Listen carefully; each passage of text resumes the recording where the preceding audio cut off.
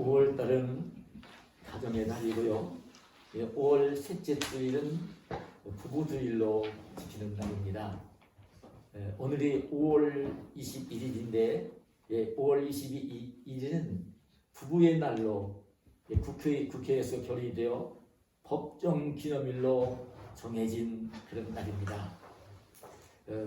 참 이 하나님을 섬기는 그 사람들이 이 5월달을 맞이하면서 5월달에 보면 가정에서 자라는 자녀들을 위한 어린이날도 있고, 그리고 어버이를 공경하는 어버이날도 있는데, 가정에서 그거에 못지않게 중요한 이 부부의 날은 없는 것을 안타깝게 여기면서, 지금 시간이 좀 흘러갔지만 1995년 저 마산 총원에서 목회를 하시던 권재도 목사님이 이런 생각을 했습니다.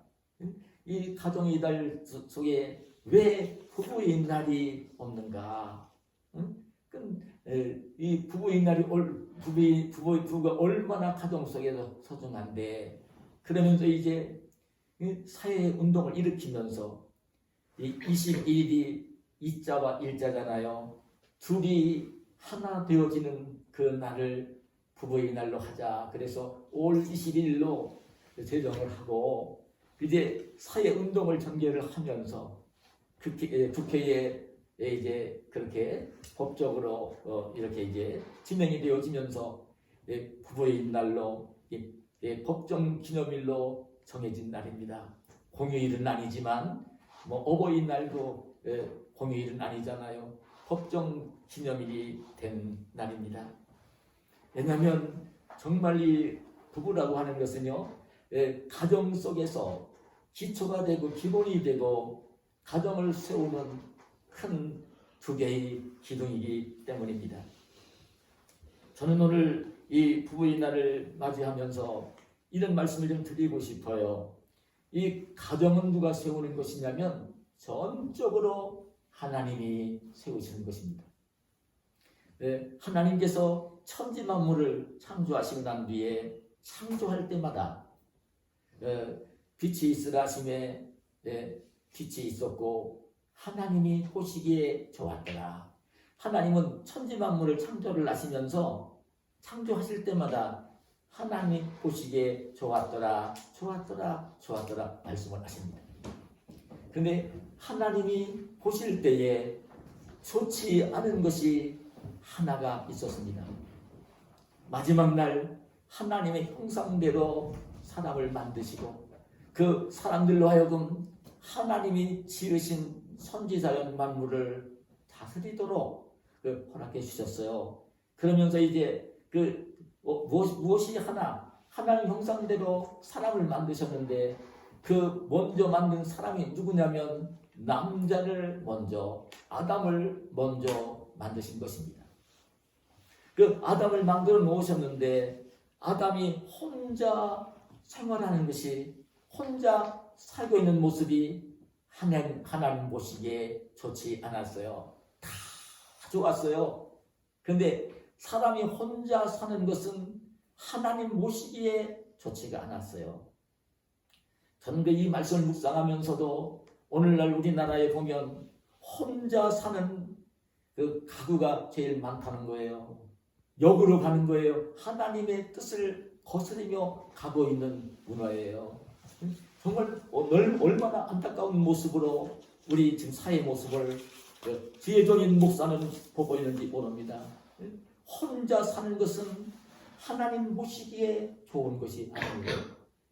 그래서 하나님은 이 아담이 혼자 사는 모습이 너무나 좋지 않아서 아담을 깊게 잠들게 하시고, 아담의 갈빗대를 취해서 여자를 지으신 거예요. 그러면서 지은 그 하와를 아담에게로 이끌어 오시었고, 그때 하나님이 이끌어서 자기에게로 오는 하와를 보면서 아담은 그런 고백을 했어요. 이는 내 뼈 중의 뼈요 살 중의 살이로다. 너무나 자기에게 다가온 그 하와가 너무나 아름답고 사랑스러워서 그 아름다운 고백을 했던 것입니다. 그러면서 아담과 하와가 다시 부부가 되어서 가정을 이루면서 오늘 인류 속의 첫 번째 가정이 그렇게 탄생을 한 것입니다. 근데 전적으로 저는 여러분 지금 말씀드린 성경에 나오는 아담 하와 이야기를 구태여 이 가정에 대한 이 말씀을 드리면서 하게 되어지는가면요, 아담과 하와의 가정뿐만 아니라 어느 시대고 어느 지역이고 그걸 막론하고 남자와 여자가 이렇게 만나서 가정을 이루고 이제 그 자녀를 낳고 하게 되어지는 것은 전적으로 하나님이 하시는 일입니다. 하나님께서는 전혀 알지도 못하는 그 사람이지만 그 부부를 통해서 그 한 가정에서 아들이 태어나게 만드시고 다른 가정에서 부모를 통해서 딸이 태어나게 만드시고 그 다른 집에서 태어난 아들, 딸이 장성을 하면서 그 하나님의 섭리 속에 정말 부모보다도 더 사랑하고 싶은 그런 사람이 생겨날 때에 그 만나게 되어질 때에 오히려 부모를 떠나서 함께 둘이 합하여 한 몸이 되며 가정을 이루는, 이렇게 정말 장성을 하면서 부모를 떠나면서 이 결혼을 하게 되어지는 이런 일들이 하나님의 섭리 속에 하나님의 뜻 가운데 그렇게 진행이 되어지는, 그래 이 아담과 하와의 가정도 하나님이 세우셨지만 오늘날 모든 부부들이 이루는 가정들도 하나님께서 세우시는 것입니다. 그렇기 때문에 우리가 알아야 할 것이 있습니다. 이 가정은 사람이 세우는 게 아닙니다. 하나님이 세우시는 것입니다. 그렇기 때문에 하나님이 세우시는 것이 가정이기 때문에 남편과 아내가 만나 부부가 되어 가정을 이루게 하는 것이 전적으로 하나님의 뜻 가운데 되어지는 것이기 때문에 가정 속에서 정말 아름답고 행복한 부부가 되어지고 아름답고 복된 가정을 이루기 위해서는 무엇이 필요하냐면 하나님의 뜻이 무엇인가? 나를 남편을 만나게 하시고 아내를 만나게 하시고 저기에 가정을 이루도록 하신 하나님의 뜻, 아내를 향한 나를 향한 하나님의 뜻이 무엇이고 남편을 향한 하나님의 뜻이 무엇인가를 바르게 알게 되어지면 그 하나님의 뜻을 알고 바르게 깨달으며 순종을 하게 되어지면 그 가정이 아름답고 행복한 가정이 되어지는 것입니다. 하나님의 뜻이 얼마나 중요한지 모릅니다. 가정 속에서 남편과 아내는요, 각기 정말 다른 사람들이면서도 이제 둘이 하나가 되어 가정을 이루는데 아내가 남편을 향해서 가져야 되는 도리, 아내가 남편을 향하여 가져야 되는 자세가 있고 남편이 아내를 향하여 가져야 되는 도리, 남편이 아내를 향하여 가져야 되는 자세가 있는 것입니다. 그 자세가 있어요. 그 아내는 남편을 향하여 어떤 자세를 가져야 되는가? 오늘 저는 제가 공독해 올린 본문의 베드로전서 3장 3절 4절에 보면 이렇게 말씀을 합니다.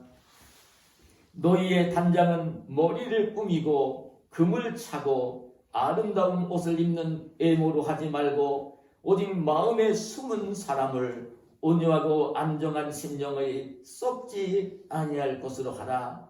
이는 하나님 앞에 값진 것입니다. 아내가 남편을 향하여 가져야 되는 중요한 그 자세가 있는데 아름다운 단장을 하도록 이렇게 옵니다. 단장이라는 말을 이해가 잘 될지 모르겠습니다. 치장이라는 말로 우리는 더 자유롭게 사용하는 언어를 보는데 그 단장을 아름답게 단장을 하다는 것입니다. 그 단장을 하는데 굉장히 중요한 두 가지 자세가 있습니다. 오늘 말씀을 보면 이렇게 말씀합니다. 머리를 꾸미고 금을 차고 아름다운 옷을 입는 애모로 하지 말고 이렇게 말씀하시면서 오직 마음에 숨은 사람, 속사람을 온유하고 안정한 심령의 썩지 아니할 것으로 하라. 단장을 하는데 참 애모를 단장하지 말고 이 속사람을 단장을 하라는 말씀을 하시는 것입니다. 애모를 단장하는 데에 힘을 쓰지 말고 속사람, 이 성품, 인격을 단장하는데 더 심혈을 기울여야 될 것을 말씀하시는 것입니다. 단장을 해야 되는 우선순위를 말씀하신 것입니다.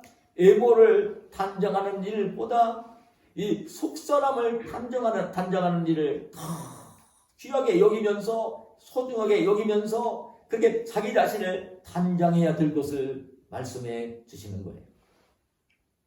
근데 여러분, 저는 이 시대에 똑같다고 여깁니다. 네? 사람들은 애모 단장에 너무 신경을 씁니다. 그러나 속사람의 단장은 할 줄을 모릅니다. 너무나 악해져가는 세상 속에서 저는 이 모습을 봅니다. 하나님 말씀하시는 내용과는 전혀 역으로 주님 오실 날이 가까이 오기 때문에 흘러가는 모습을 봅니다. 사람들은 다른 사람에게 잘 보일 목적으로, 어쩌면 남편에게도 잘 보일 목적으로 외모를 단장하는 데에 더 신경을 씁니다. 머리를 꾸미고 금을 차고 아름다운 옷을 입는, 요즘 보면요, 참 사람들마다 자기 외모 단장에 얼마나 신경을 쓰는지 모릅니다. 제가 일일이 말씀을 안 드려도 여러분 아실 것입니다. 외모 단장에는 참 혈안이 되도록 신경을 쓰는, 남들보다도 머리를 아름답게 하려고 하고, 그리고 얼굴을 더 아름답게 하려고 하고, 그 몸매를 더 아름답게 하려고 하고, 더 좋은 옷을 입으면서 자랑을 하고 싶어 하고, 남들보다 부대로 살고 있는 모습을 금을 차고 다이아를 귀에 걸으면서 단장을 하는 모습을 보는 것입니다. 외모를 단장을 합니다. 근데 여러분 아시는 것처럼요, 외모 단장은 참 처음 볼 때 그때는 좋아 볼지 모릅니다. 외모 단장을 하지 말라는 이야기 아닙니다. 우리 그리스도인들도, 우리 여자 우리 성도님들도, 아내들도요, 외모를 아름답게, 정갈하게, 정결하게, 깨끗하게 남들이 아름답게 볼 수 있도록 단장을 하기는 해야 합니다. 근데 그 단장을 그렇게 하라는 의미가 아닙니다. 사람들은 특별히 우리가 보면 알죠. 모든 사람이 똑같지만, 그래 TV에 나가서 그 노래를 부르는 가수들이나 또 이제 연극을 하는 탤런트들이나 배우들이나 심지어는 아나운서들이나 TV에 자주 나오는 기상캐스터나 이 사람들 모습을 보세요. 무대에 설 때마다 옷이 달라져요. 달라져요. 참 얼굴 모양도 머리 모양도 아름답게 보이려고 치장을 하며 나오는 모습을 보는 것입니다. 그래서 여러분, 외모를 단장을 하면요, 처음에 볼 때는 참 아름답게 보이는데 그 속사람이 드러나게 되어질 때는, 그 사람의 성품과 인격이 드러나게 될 때는요, 단장을 못했을 때는요, 너무 추해지는, 갈수록 더 추해지는. 그래 우리 하나님을 섬기는 주의 백성들은 처음 만날 때는, 처음 볼 때는 별것 아닌 것 같고 모자라 보이고 예뻐 보이지 않아도 그 상대에 보면서 그 사람의 성품과 인격이 드러나서 드러날 때에 훨씬 더 아름다운 모습으로 드러나서, 처음에는 좋게 보이다가 좋지 않으므로 관계가 멀어지고 싫어지는 게 아니라 시간이 흘러가도 더 아름다운 모습으로, 더 사랑으로, 더 아름다운 관계로 맺어야 되는, 오늘 하나님이 말씀하시는 목적이 바로 이것입니다. 그러기 위해서는요, 여러분, 전적으로 이 속사람, 이 마음을 온유와 안정한 심령으로, 썩지 않을 것, 절대로 변하지 않을 것, 쉽게 변하지 않는 것, 일시적으로 보여지지 않는 것, 영원히 보여지는 것, 온유하고 안정한 심령, 썩지 않을 것으로 속사람을 단장을 하라는 말씀을 하시는 것입니다. 속사람을 아름답게 단장을 하면요, 여러분 아실 것입니다. 그 부부가, 아내가 남편을 향해, 남자들도 마찬가지입니다. 이 속사람을 아름답게 단장을 하면요, 잠옷을 입고 있어도 그 아름다운 모습이어야 되는 것이고, 그 성품과 인격이 드러나서 그렇게 이제 되어져야 되는 것입니다. 그렇게 아름다운 옷을 입고 있을 때만 내 모습만 잘 보이는 것이 아니라 속사람이 아름답게 단장이 되어 있어서 참 이렇게 참 런닝만 입고 있어도, 정말 잠옷을 입고 있어도 아름다운 모습이 드러나야 되는 이 말씀을 주님께서 하시는 것입니다. 그럼 주님께서 말씀하시는 온유하고 안정한 심령, 그 썩지 않을 것으로 단장을 하라고 하시는데, 온유하고 안정한 심령이 도대체 뭘까? 이건 온유라는 말은 여러분 부드럽고 따뜻한 것을 가리키는 말입니다. 안정하다는 말은 굉장히 안정되어진 평안한 안정된, 불안하지 아니하고 안정된 그런 마음 성품으로. 그래서 이 평안하고 안정한 심령은요, 이 온유하고 평안한 이 심령은 섬김을 받으려고 하지 아니하고 섬기려는 심령을 의미하고, 정말 상대방을 편안하게 해주는 따뜻하고 부드러운 심령을 이야기하고, 죄를 지은 사람까지도 사랑하고 용서할 수 있는 관용하는 심령을 의미하고, 악한 자를 대적하지 않는 심령, 예수님의 성품과 인격을 닮은 속사람을 가리키는 말입니다. 이 예수님이 지니신 성품, 인격으로 이 속사람을 잘 탄장을 하도록 일깨우시는 말씀을 보는 것입니다. 예수님을 주인으로 모시고 살면서 예수님이 가지고 있는 마음, 성품을 닮아서 그 성품이 자연스럽게 드러나는 그런 단장을 하도록 일깨우는 것입니다. 그러면 또 한 가지는 오늘 본문에 보면 어떤 분부를 하시냐면 이렇게 말합니다. 오늘 1절, 2절을 먼저 보면, 아내들아 이와 같이 자기 남편에게 순종하라. 이는 혹 말씀을 순종하지 않는 자라도 말로 말미암지 않고 그 아내의 행실로 말미암아 구원을 받게 하려 함이니 너희의 두려워하며 정결한 행실을 봄이라 말씀하시고 있고, 이어지는 5절 6절에 전에 하나님께 소망을 두었던 거룩한 부녀들도 이와 같이 자기 남편에게 순종함으로 자기를 단장하였나니 사라가 아브라함을 주라 칭하여 순종한 것 같이 너희도 선을 행하고, 이렇게 말씀을 하십니다. 우리 아내가 아름다운 단장을 내야 되는데, 아내가 아름다운 단장을 어떻게 하라고 말씀을 하시냐면 남편에게 순종을 하라는 말씀으로 그 단장을 하라는 것입니다. 그래, 하나님께 소망을 두었던 거룩한 부녀들이 자기 남편에게 순종한 것 같이 순종을 하라고, 사라가 아브라함을 주라 칭하여 순종한 것 같이 순종하라는 말씀을 본문에서 하고 있습니다. 에베소서 5장 22절이야 24절에 보면 이렇게 말씀을 또 합니다. 아내들이여 자기 남편에게 복종하기를 주께 하듯 하라. 이는 남편이 아내의 머리됨이 그리스도께서 교회의 머리됨과 같음이니 그가 바로 몸의 구주시니라. 그러므로 교회가 그리스도에게 하듯 아내들도 범사에 자기 남편에게 복종할지니라. 역시 그렇게 말씀을 하세요. 교회가 예수 그리스도에게 다 순종하듯이 복종하듯이, 성도나 교회는 언제든지 내 생각, 내 뜻이 중요한 게 아니라 그리스도의 뜻이 중요하기 때문에, 예수님의 뜻이 중요하기 때문에 성도와 교회는 언제든지 예수님께서는 아니오가 아니라 예 하고 복종을 해야 되는 것처럼, 그 아내들은 남편에게, 그 교회가 그리스도에게 복종을 하듯이 아내는 남편에게 그렇게 복종을 하라는 이 말씀을 하시는 것입니다.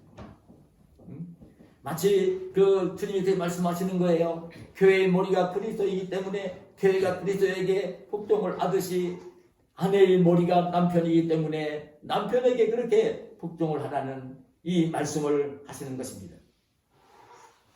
저는 이 말씀을 하시면서 그랬어요. 왜냐하면 이렇게 아내가 남편에게 그렇게 순종을 하고 복종을 하는 그 모습을 보이면 그 믿지 않는 남편이라도 아내가 하나님을 공경하고 하나님을 두려워하면서 하나님을 섬기는 마음을 가지고 하나님 말씀에 순종을 하면서 아내가 남편에게 그렇게 복종을 하고 남편을 존경하면서 섬기게 되어지면 그 믿지 않는 남편까지도 구원을 할 수 있다는 이 말씀을 하시는 것입니다.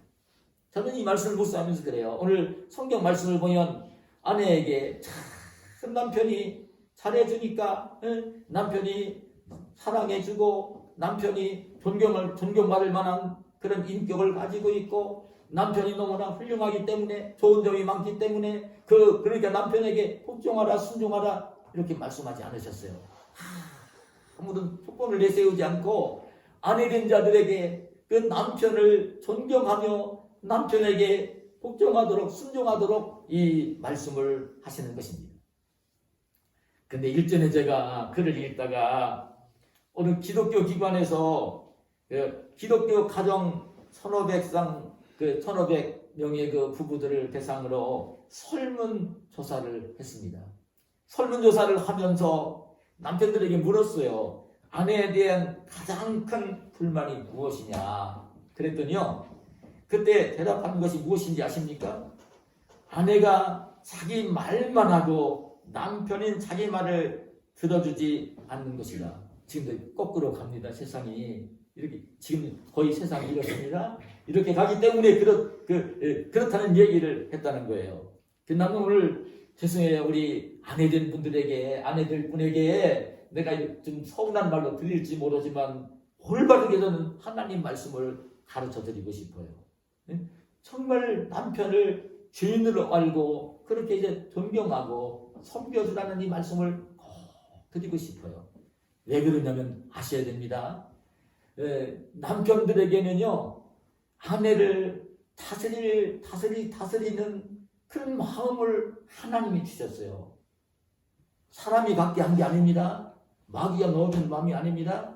여러분 그 창세기에 나오는 그 3장에 보면 아담과 하와가 선악과 열매 따먹으며 범죄했을 때에 그때에 하나님이 찾아가서 이제 그 일깨우는 말씀을 보면 그때 아내에게 하는 말이 있습니다. 창세기 3장 16절에 보면 또 여자에게 이르시되 내가 네게 임신하는 고통을 크게 더하리니 내가 수고하고 자식을 낳을 것이며 너는 남편을 원하고 남편은 너를 다스릴 것입니다. 남편이 너를 다스릴 것이다. 하나님이 주신 거예요. 하나님이. 그래서 아셔야 됩니다. 남편은요 굉장히 모델하게 생겼고 못생겼고 능력도 없어 보여도요 자기 아내는 다스리면서 존경을 받고 싶은 마음이 남편들에게는 있어요. 이걸 꼭 아셔야 되는 거예요. 남편들에게는 그 마음이 꼭 있어요. 자기가 모자란 걸 알면서도 아내에게만큼은 존중을 받고 싶고 존경을 받고 싶고 자기 뜻대로 하고 싶은 다스리고 싶은 마음이 있어요. 하나님이 그런 마음을 넣어준 것이라고요. 그래서 정말 중요한 게 뭐냐면요. 저는 이런 말씀을 꼭 드리고 싶은데 이 남편을 훌륭하게 만들려면 남편을 귀하게 만들려면 남자다운 남자로 만들고 자기만 존중하고 존경하는 것이 아니라 다른 사람들 다 존경하고 존중하고 하는 그런 남편을 세우고 만들려고 하면요 아내는요 남편을 존경해야 되고 남편이 하는 말이 있을 때 자기 의견을 주장하면서 이기려고 하지 말고 남편이 말을 따라주라는 이 말씀을 드리는 거예요. 남편은요 여러분 아내에게 존경을 받는 것을 느끼면요 굉장히 책임감 있는 남편이 되어집니다. 당당한 남자가 되어집니다. 용기 있는 남자가 되어집니다. 어디를 나가서도 비굴하지 아니한 다른 사람에게도 존경받을 수 있는 그런 사람이 되어지는 거예요. 그래서 이 말씀을 하시는 것입니다.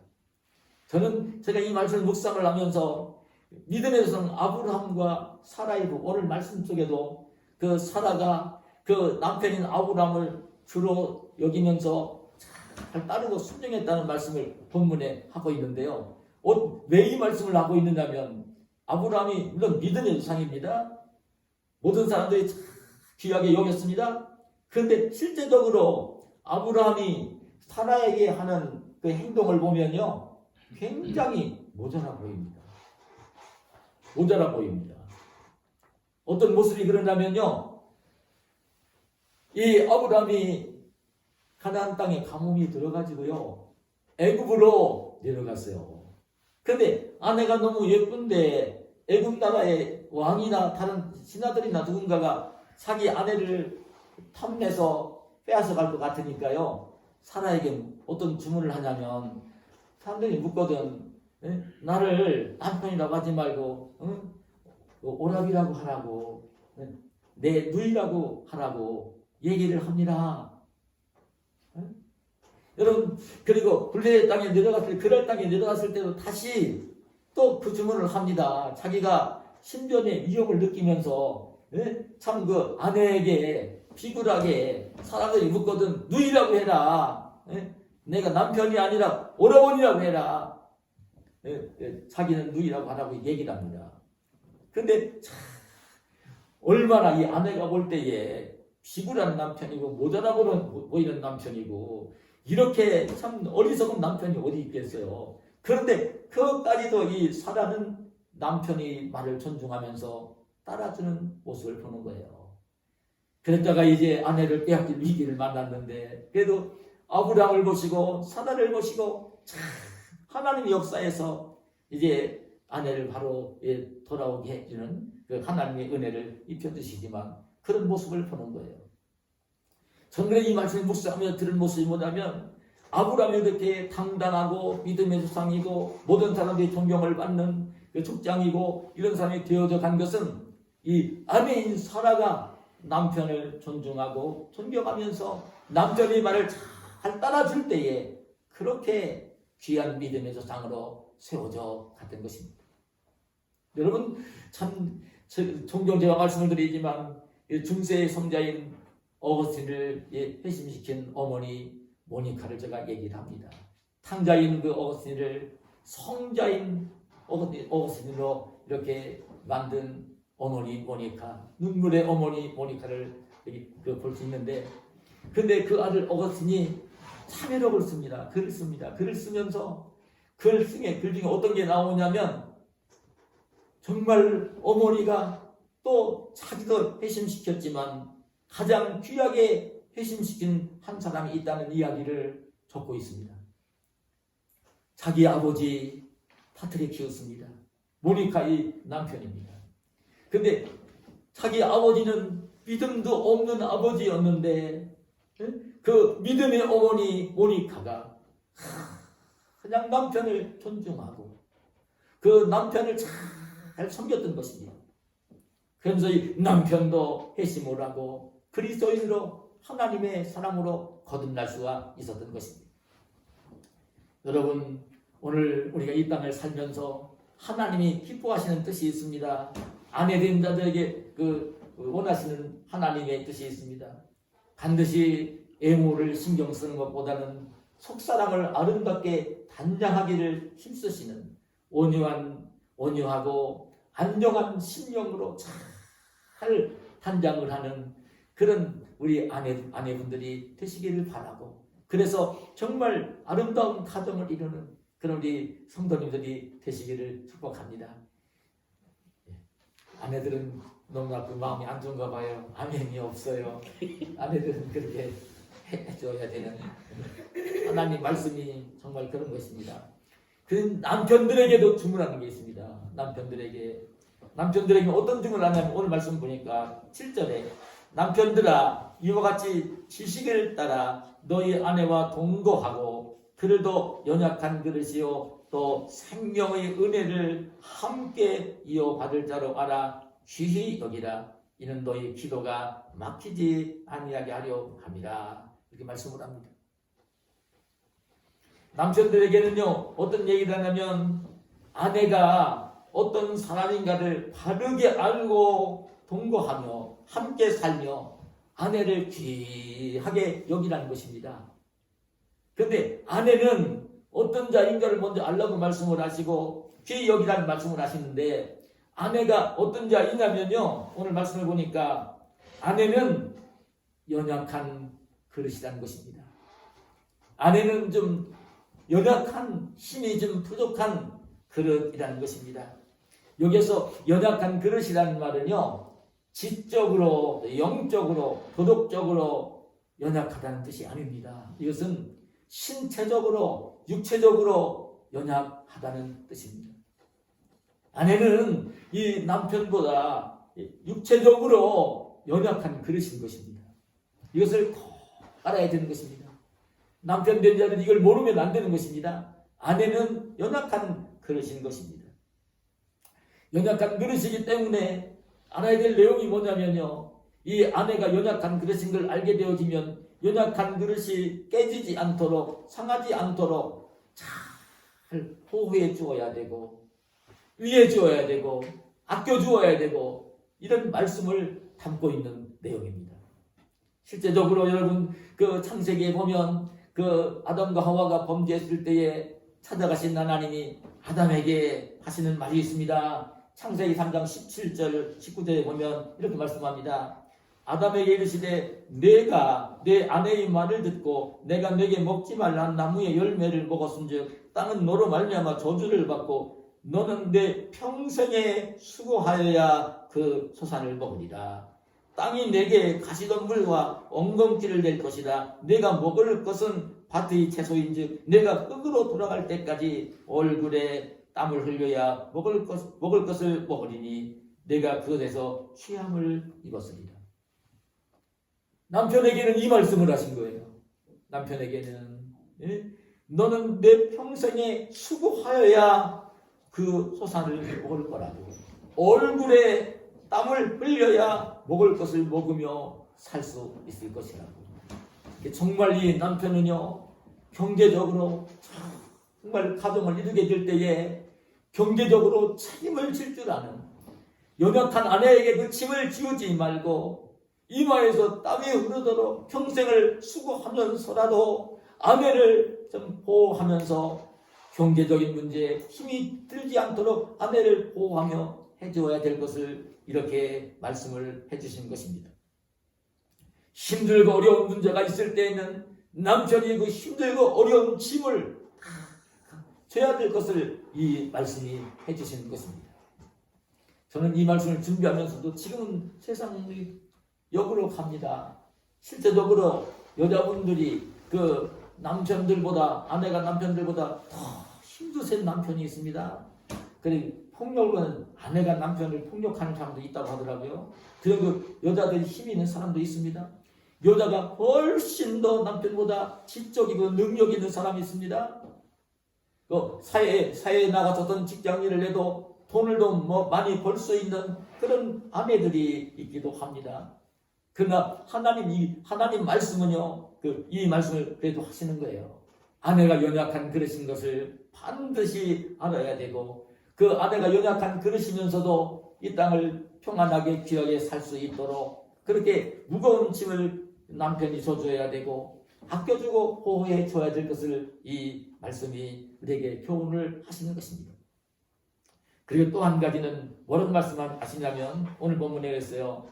생명의 은혜를 함께 이어받을 자라. 생명의 은혜를 함께 이어받을 자. 이게 뭘까요?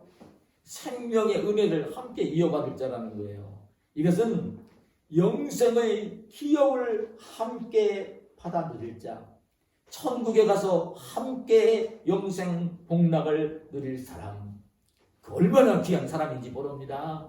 이 땅에서 뿐만 아니라 이어지는 내세 천국에 가서도 영생하도록 살면서도 함께 기업을 누려야 될 사람이 바로 아내라고 이렇게 이야기를 해주는 것입니다.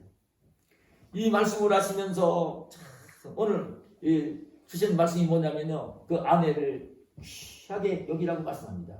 귀히 여기라. 아내를 귀하게 여기라는 것입니다. 모든 사람들이 아내를 귀하게 여기지요.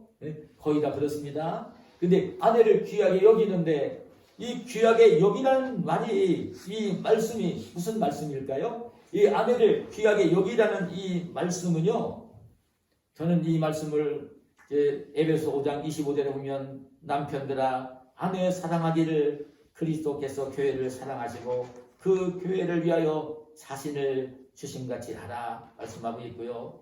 28절에 이와 같이 남편들도 자기 아내 사랑하기를 자기 자신과 같이 알지니 자기 아내를 사랑하는 자는 자기를 사랑하는 것이다. 귀여이라는 것은요, 사랑하는 말입니다. 남편은 아내를 사랑해 주라는 말씀입니다. 근데 사랑해 주라고 말씀은 너무나 당연한 것 같은데, 너무나 당연한 것 같은데 이 말씀을 하시면서 어떤 말씀을 보태셨느냐면 그런 얘기했어요. 그리스도께서 교회를 사랑하시고 그 교회를 위하여 자신을 주신 것 같이 하라는 거예요. 예수 그리스도가 교회를 사랑하셔요. 근데 말씀으로만 사랑하신 게 아니라 교회를 사랑하시기 때문에 자신의 몸을 교회를 위하여 주신 거예요. 다 주신 거예요. 여기 자신을 주셨다는 이 말의 의미는요, 그리스도가 교회에 다 주셨다는 것입니다. 다. 목숨, 생명까지 주셨다는 것입니다. 모든 것을 다 주셨다는 것입니다. 교회를 사랑하시는 그리스도께서 교회를 위하여 다 주셨다는 것입니다. 다. 그런 것처럼 아내들, 이 남편들은 아내에게 그리스도가 자신을 교회에 주신 것처럼 주는 사람이 되라는 말씀을 하시는 거예요. 아내에게는 모든 것을 다 줄 수 있는 그런 사랑을 하라는 말씀을 하시는 것입니다. 다 주라는 것입니다. 자기 목숨까지도 주라는 것입니다. 시간까지도 내어주라는 것입니다. 가서 경제활동을 해서 돈을 벌게 되어지면 자기가 주머니에 넣고 있지 말고 그 돈도 다 아내에게 다 주라는 것입니다. 심지어는 목숨까지도 다 내어주라고 하는 것입니다. 오늘날 가정의 이 불안은요, 이제 우리 성도 가정은 이제 다 평안하게 살지만 가정의 불화 가운데 하나는 뭐냐면요, 남편과 아내가 딴 주머니를 차는 거예요. 일 때문에 불행해지는 가정들을 얼마나 많이 보고 있는지 모릅니다. 이 땅에 사는 날 동안은요, 돈만큼 필요한 것이 없습니다. 가장 중요한 것입니다. 근데 남편은 자기가 경제활동을 하면서 돈을 벌어도 그걸 자기 주머니 속에 넣고 자기 마음대로 하는 것이 아니라 그걸 아내에게 다 주면서 그 남편과 아내가 다른 주머니를 차지 아니하고 한 주머니를 가지고 생활을 하는 것입니다. 그 말씀을 주님께서 하시는 것입니다. 실제적으로 주님은 이 말씀을 하실 때에 남편들에게 그 얘기를 하면요, 그 아내들을 향해서 사랑하는 얘기를 하면요, 핀잔을 주는 사람들이 있습니다. 이 목사의 설교인데도 끝나고 난 뒤에는 반문을 하는 사람도 있습니다. 내 아내는요, 예쁜 구석도 하나도 없어요. 내 말도 고운 듣지도 않아요. 뭐 잘하는 게 없어요. 그런 얘기를 하면서 그 남편이 존중이 안 돼서 그 아내를 그렇게 그 사랑이 덜 같아서 사랑을 못하겠다는 얘기를 하는 거예요. 그런데 하나님 말씀은요, 남편들에게 아내가 너한테 잘해주니까 존경하니까 그러니까 그렇게 하라는 말씀이 아닙니다. 남편들에게는 그냥 그런 조건을 걸지 않고 귀히 여기는 다 주라는 것입니다. 다 주라는 것입니다. 저는 말씀을 맺겠는데요, 정말 중요한 게 있어요. 여러분, 뭐가 중요하냐면, 여러분, 이 아내가 남편을 정말 존경하고 남편 말에 따라주는 그런 아내가 되게 하려고 하면요, 아내를 사랑하면 되는 것입니다. 자기 목숨보다도 자기보다도 아내를 더 사랑하는 마음을 아내가 느끼도록만 해주게 되어지면 그것만 느끼기만 해주면 아내는요, 남편이 부족한 것이 있어도 남편을 존경하고 남편 말을 따라서요. 저는 우리 가정을 보면 대표작이라고 봅니다. 저는 가장 모자라고 부족한 남편입니다. 평생 아내 고생을 많이 시킨 사람이에요. 근데도 제 집사람은 제가 무슨 얘기를 하면 저를 따라주고 저를 존중을 합니다. 잊지 마셔야 됩니다. 잊지 말아야 됩니다. 그리고 또 한 가지는 아내가 가장 아름다울 때가 언제냐. 아니, 아내가 가장 아름다울 때가 언제냐면요, 남편이 자기의 목숨보다도 사랑하는 것을 느낄 때, 아내가 남편이 그 사랑을 느끼기만 하면요, 그때 아내의 얼굴은요, 아내의 마음은요, 정말 아름다워지는 것입니다. 그래서 사실은 남편에게 책임이 다 있어요. 남편 책임이에요. 아내가 자기 존중하지 않고 뭐 말도 안 따라주고 그런 것도, 아내가 좀 그렇게 좀 덜 사랑스럽게 보이는 것도 다 누구한테 달려 있냐면 남편에게 다 달려 있습니다. 전적으로 남편에게 달려 있습니다. 남편이 자기를 그렇게 아끼고 사랑하는 것을 느끼기만 하면요, 깨달으면요, 남편을 존중하게 되어 있고 가장 아름다운 아내의 모습이 되어집니다. 말씀을 맺겠습니다. 오늘 부부인 날입니다. 우리 가정을 살긴 우리 연세 드신 우리 권사님 가정도 있고 아들 내도 있고 가정을 이뤄야 될 우리 가해자도 있지만 오늘 들려주신 이 말씀을 잊지 마시기를 축복합니다. 이 땅에서 행복하게 살기 위해서는 부부가 아름답고 행복해야 됩니다.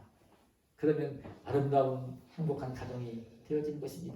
거기서 자녀들이 태어날 때에 아름답게 잘 살할 수 있는 것입니다. 오늘 아내들은 정말 남편을 존경해주고 남편 말을 잘 따라주는, 정말 애고를 단장하는 것보다는 속사람 단장에 애를 쓰면서 생활하시는 우리 아내분들이 되어지기를 바라고요. 그리고 남편들은요, 잊지 마세요. 남편들은, 아내는 연약한 그릇이에요. 잊지 마셔야 돼요. 천국에까지 가서 함께 기업을 받을 대상이에요. 정말 귀하게 여기며 살아야 됩니다. 사랑하며 살아야 됩니다. 가장 귀하게 여기며 살아야 됩니다. 정말 아낌없이 자기 가진 모든 것을 줄 수 있는 그 사랑을 하며 그 가정을 이루시는 그런 남편들이 되어야 되는 것입니다. 오늘 저와 여러분의 가정이 이런 가정이 되어서 하나님이 축복해 주시는 아름답고 행복한 가정이 되어지시는 하나님의 은혜와 축복을 누리시기를 예수님의 이름으로 축복합니다. 하나님 감사합니다. 오늘 우리를 사랑하시고 오늘 부부의 주일 가정의 달 이 자리에 불러주시고 주님을 예배하게 하시고 오늘 가정의 기초를 이루는 남편과 아내를 향해 말씀하시는 주의 음성을 함께 들을 수 있도록 허락해 주신 것을 감사합니다. 말씀을 마음속에 담게 하시고 이 말씀을 순종하면서 하나님의 성경에 충만한 하나님의 풍성한 복을 주시는 아름답고 행복한 부부, 행복한 가정을 이루는 우리 모두가 될 수 있도록 은혜를 허락해 주시옵소서. 예수님의 이름으로 기도하옵나이다. 아멘.